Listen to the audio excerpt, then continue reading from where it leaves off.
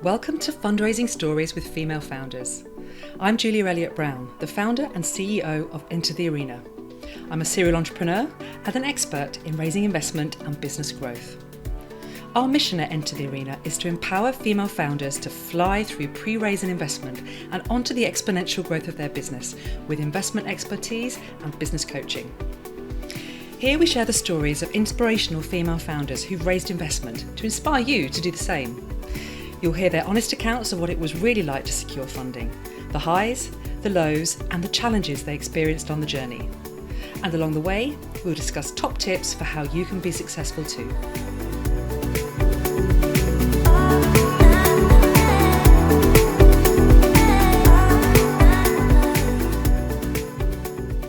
I'm speaking with Nicola Piercy, the founder of Stripe and Stare, who make the world's most comfortable knickers, all sustainably sourced from trees.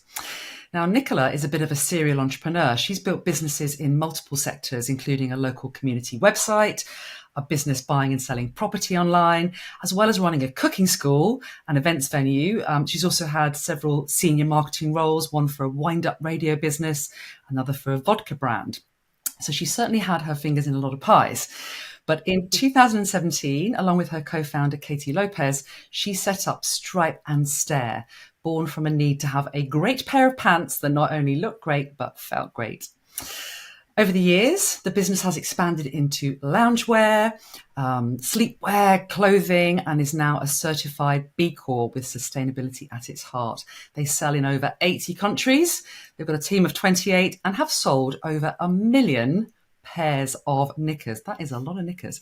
Over the last 6 years, Nicola has completed 5 fundraising rounds for Stripe and Stare, raising a total of £3.6 million. So let's meet Nicola and hear her story of building the business and how she funded the growth. So welcome. How are you doing?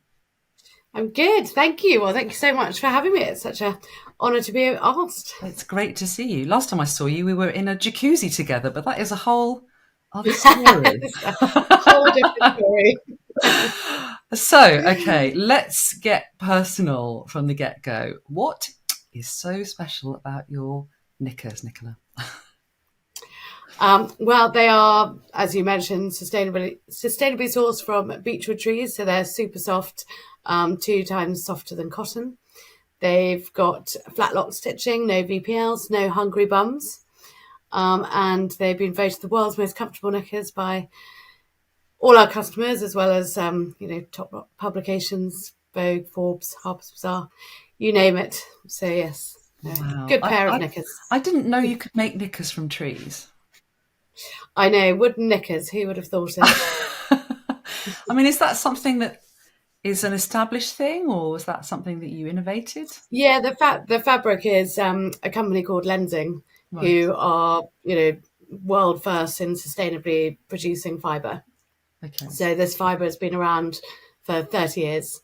So it's the cutting edge. It's got all the accreditations known to man, and it's also biodegradable, which is amazing. So our knickers, they have elastane running through them, but you could cut off the lace, put them in the garden, and put them in the compost, and they would disappear.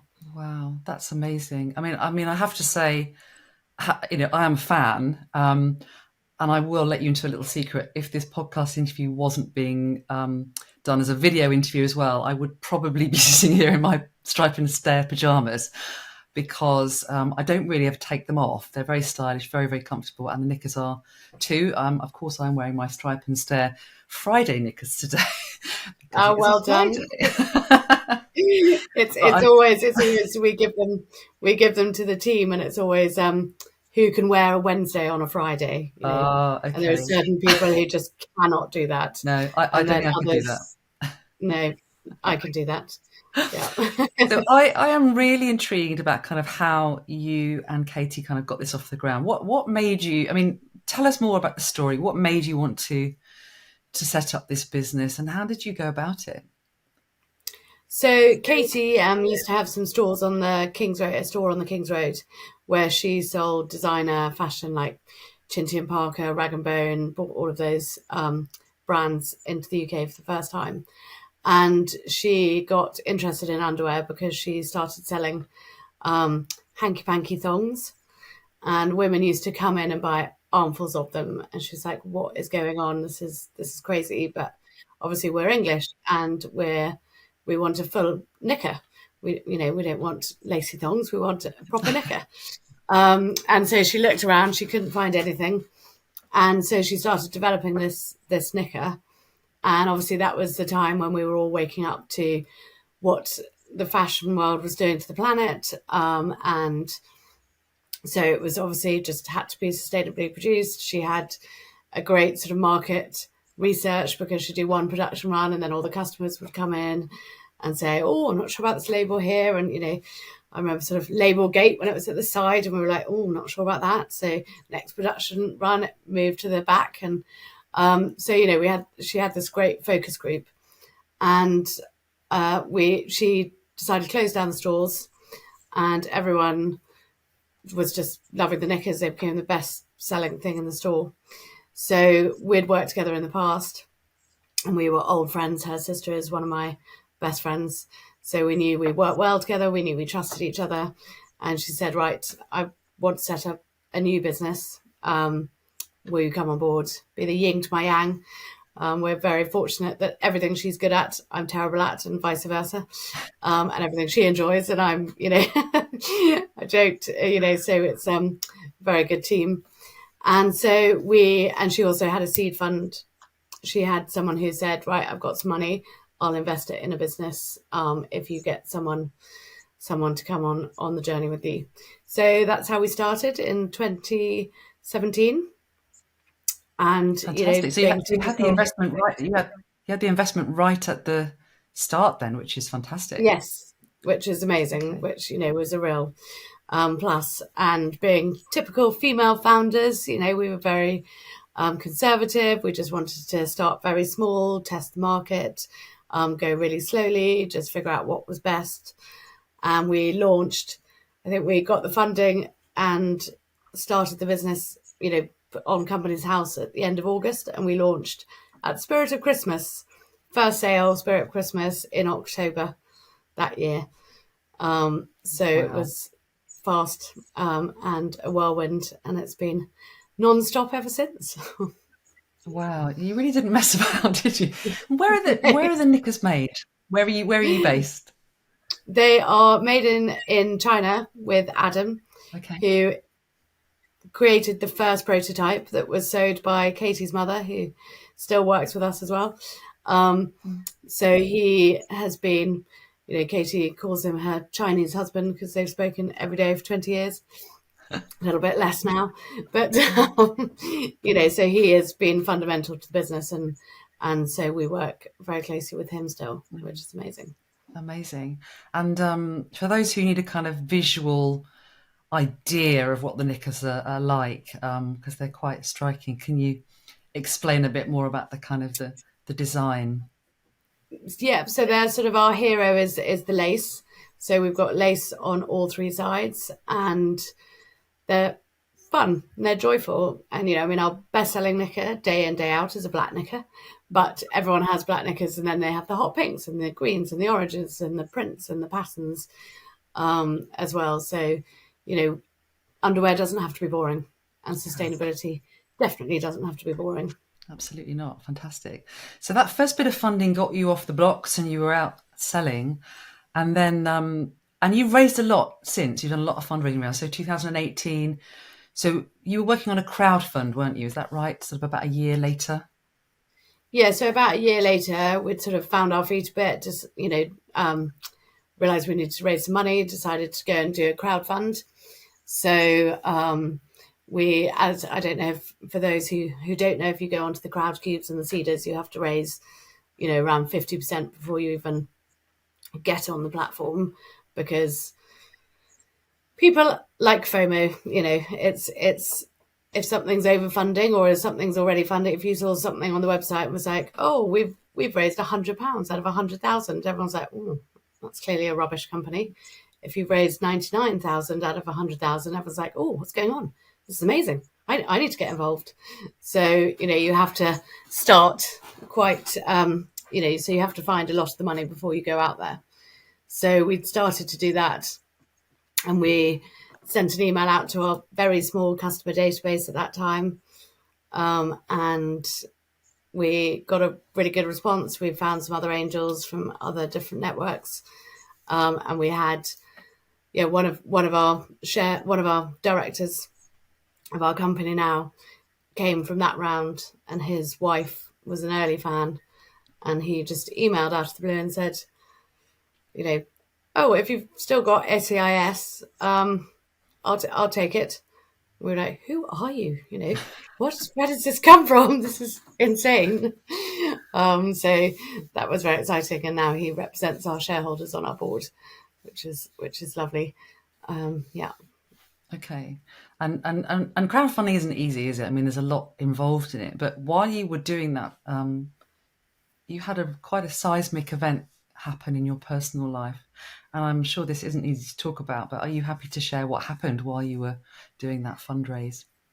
Yeah, absolutely. So so we were full on crowdfunding, meeting investors, had back-to-back meetings in the diary with investors, and the day this email came through from our now director, was just this amazing day. And then that evening, my husband died unexpectedly.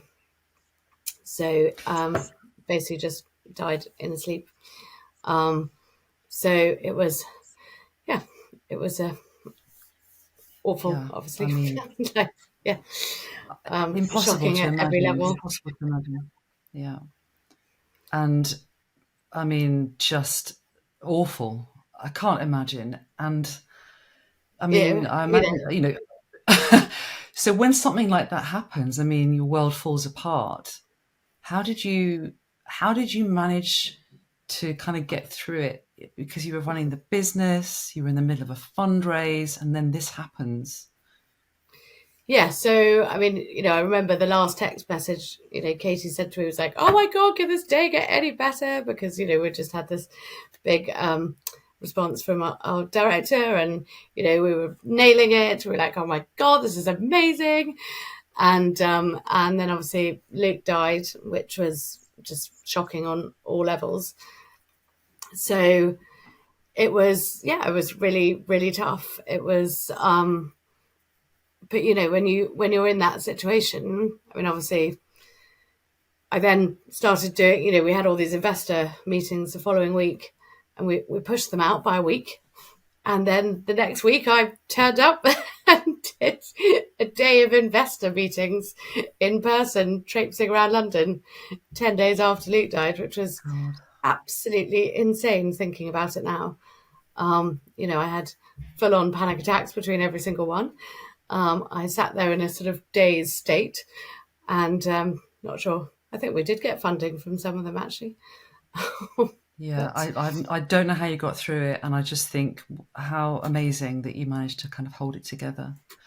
So I think, I mean, I think the lesson that we can all take from that is actually that it is tough fundraising, but you've been through something just incredible and so devastating, and yet you still managed to get there. And I think that is just testament to your dedication and passion and drive. I don't know whether to say congratulations. It kind of doesn't feel like the right word to say, because in so many ways I almost wish that you could have just like stopped everything and focused on yourself. And I did, and we didn't go through with the crowdfund because the idea of, making a jolly video and selling our souls that way was just not going to happen. And we were fortunate that we raised, a considerable amount that we were fine. So we didn't do the crowdfunding. Okay. And the business at that point was very small. It was just, Katie and myself and her mum helping packing orders. So it was a really good stage of the business because I could say, no, I'm not up for it today. And Katie was like, no, don't worry, we'll try again tomorrow. And then the next day I'm like, yep, okay, I need to delve into a spreadsheet for a morning. And then I'm like, right, nope, can't do anymore. Okay. So, it was a really good time Yeah, good. It kept me focused, but in a way that I could manage. Yeah, so good you didn't do the crowdfund, and amazing that you got the round done. So well done. So tell us a bit then what happened after that raise. So you'd raised kind of £140,000, which is, a nice sum to get you to the next level. What were you doing in the business at that stage to grow it, when you think back? Do you remember?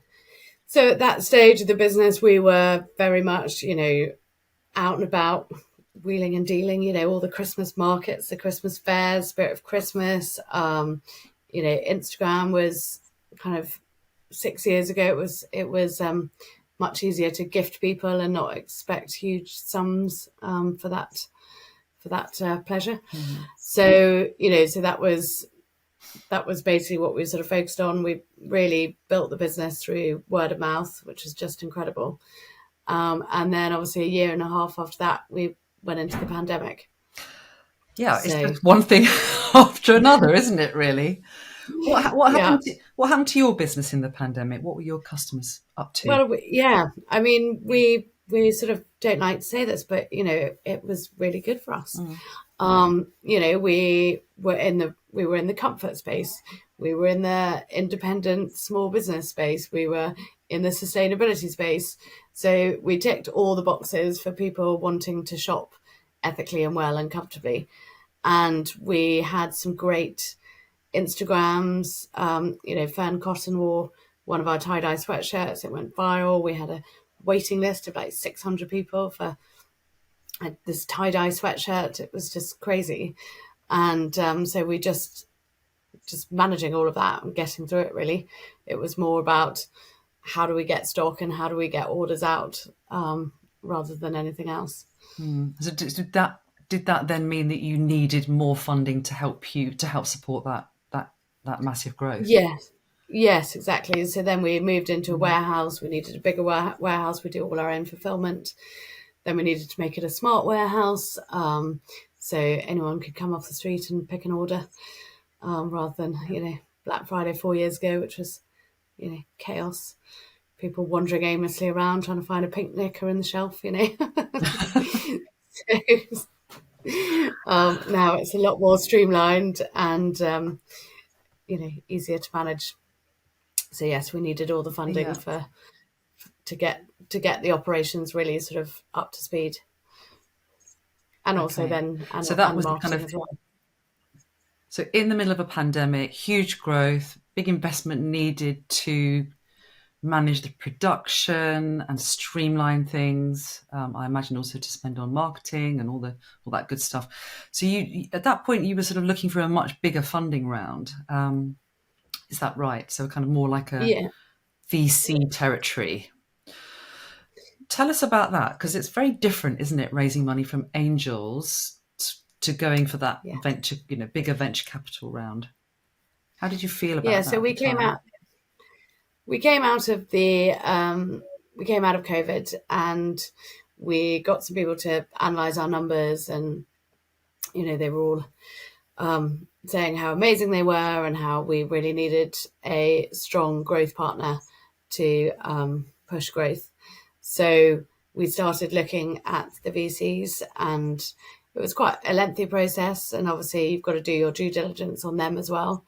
So we ended up with about sort of 4 or 5 term sheets on the table in the summer.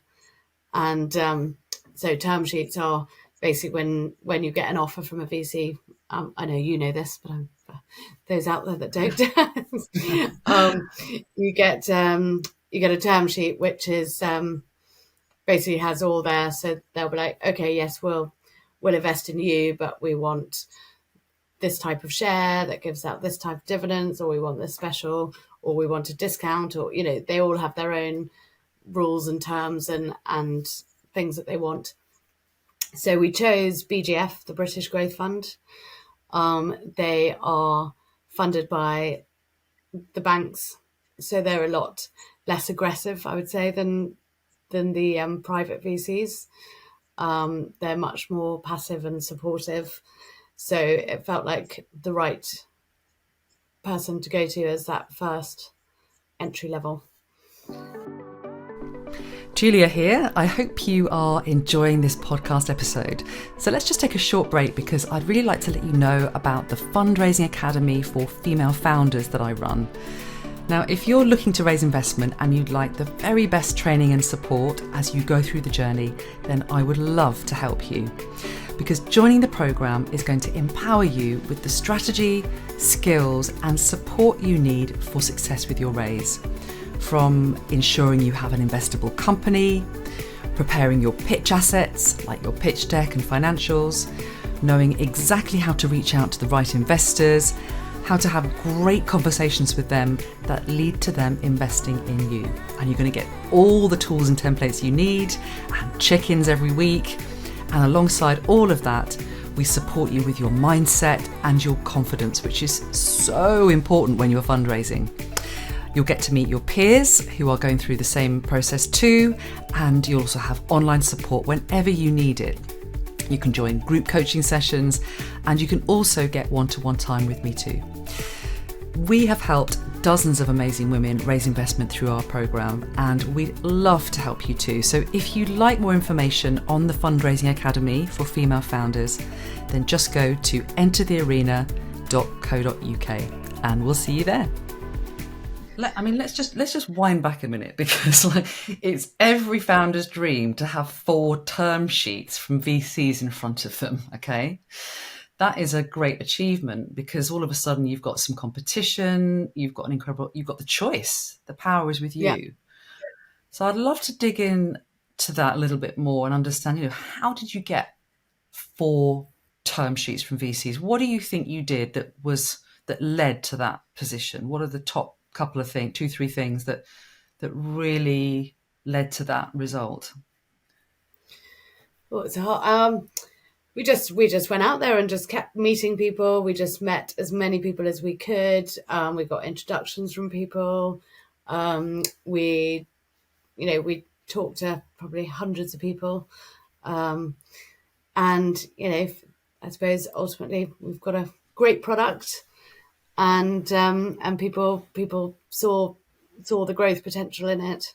And, so we were very, very fortunate. Yeah. Oh, you were underplaying that. You really are, because you don't get 4 term sheets from VCs unless you've got a really great investment proposal and you're pitching it well and you are incredibly impressive founders. So I'm just going to put that out there, because you're underplaying it a little bit there.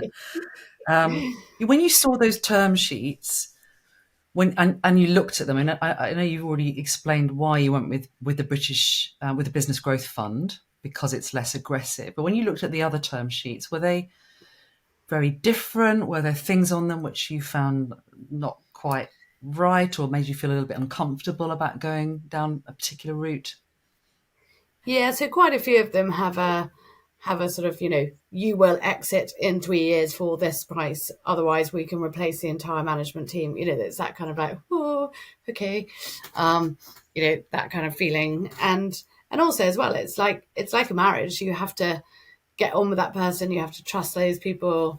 You have to, we've always, when we started the business, we said from day one, we'll never work with anyone we don't like as a person, we don't trust implicitly, and who doesn't get shit done. And that's been our sort of founding principles of everyone we work with.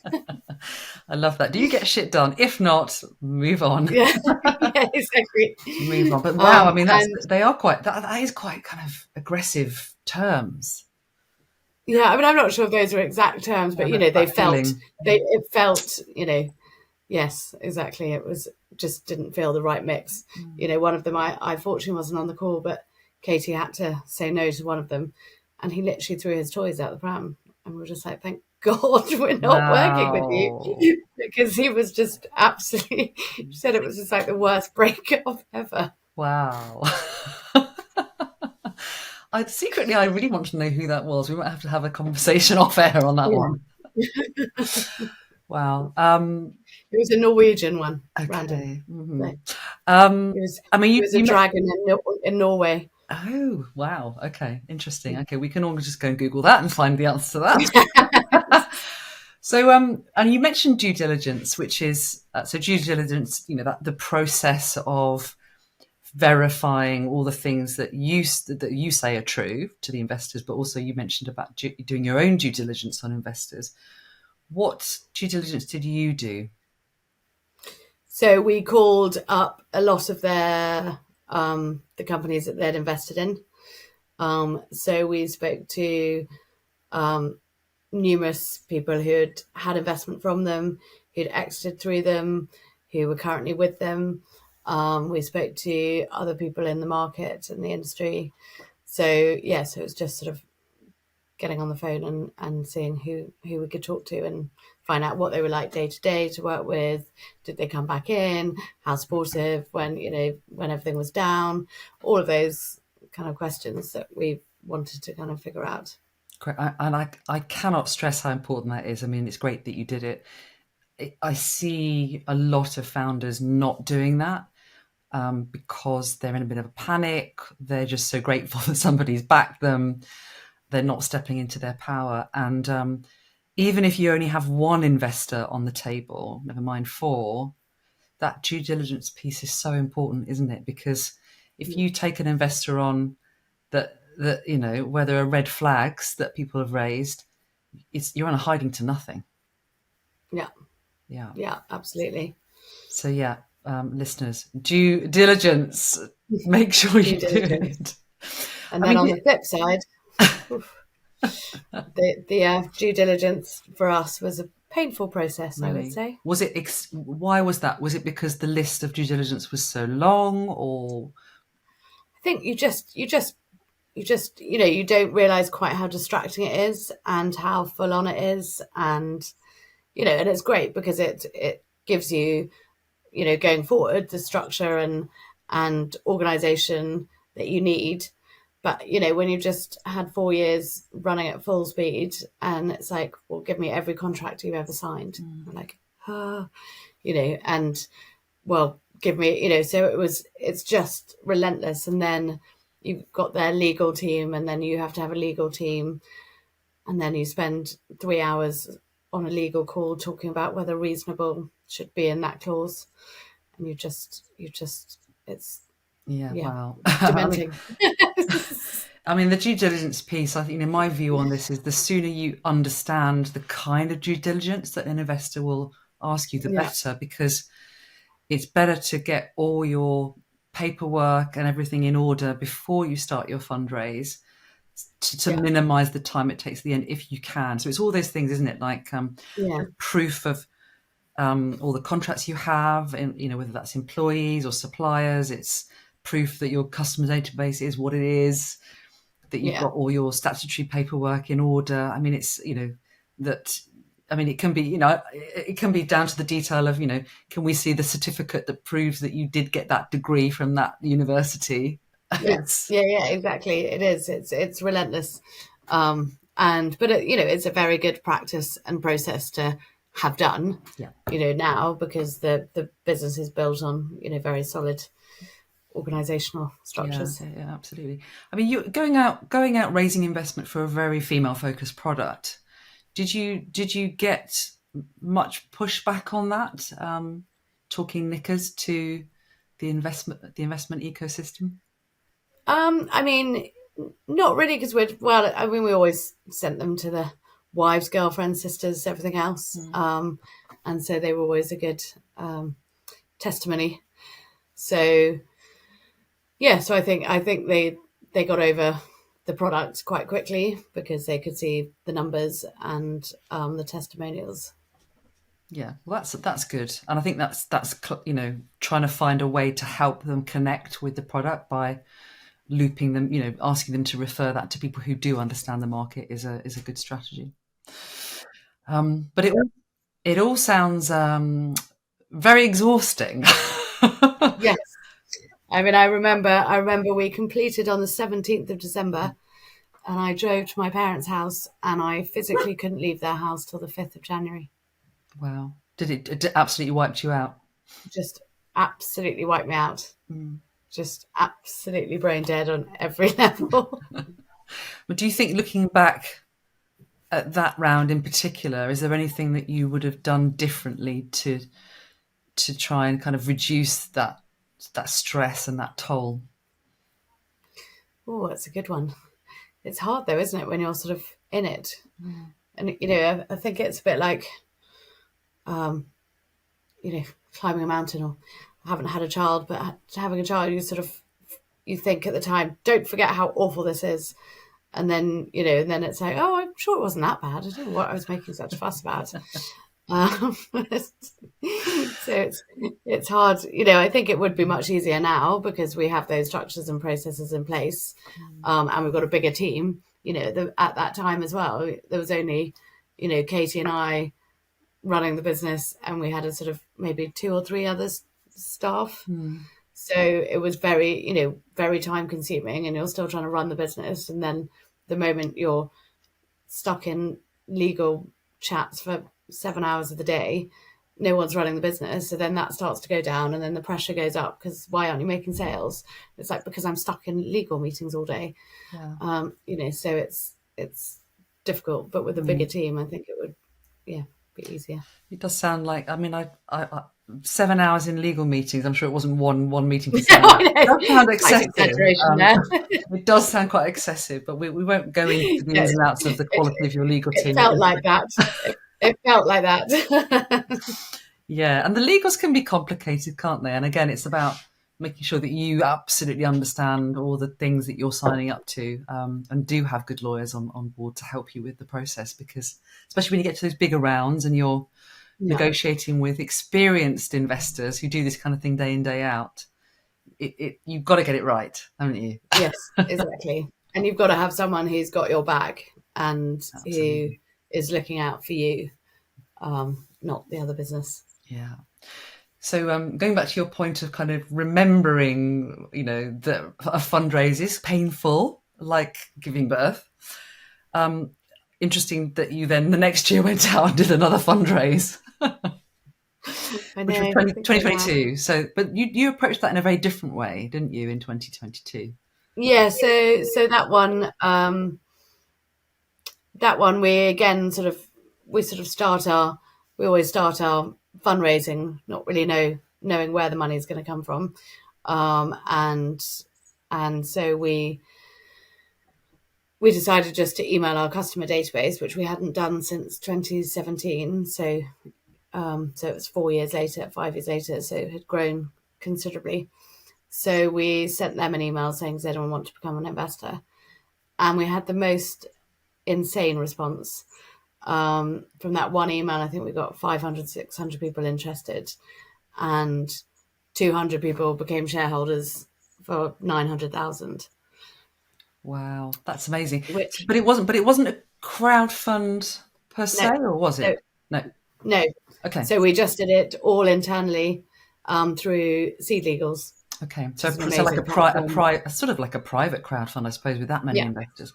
Did they all come on to your cap table as direct investors?